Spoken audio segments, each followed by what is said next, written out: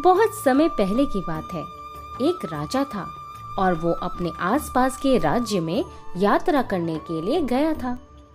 एक राज्य के अधिकारी ने राजा को 2 तोतों की जोड़ी उपहार में दी।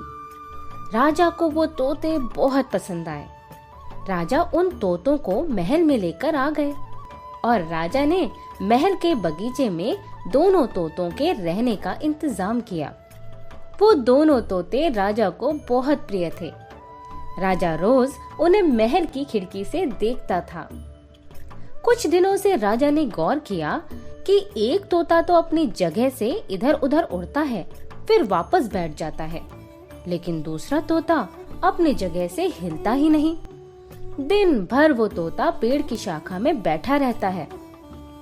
फिर राजा अपने महल के दूसरे लोगों को ये बात बताता है और अपने दरबारियों से तोते को उड़ाने का तरीका खोजने को कहता है।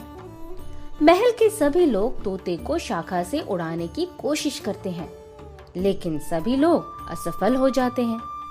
तोता अपनी शाखा से बिल्कुल भी नहीं हटता। ये देखकर राजा परेशान हो जाता है।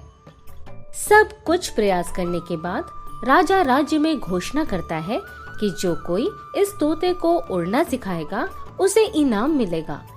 ये बात सुनकर राज्य का एक किसान राजा के महल में आता है और राजा से कहता है, महाराज, मुझे आज्ञा दीजिए, शायद मैं इस समस्या का समाधान कर सकूं।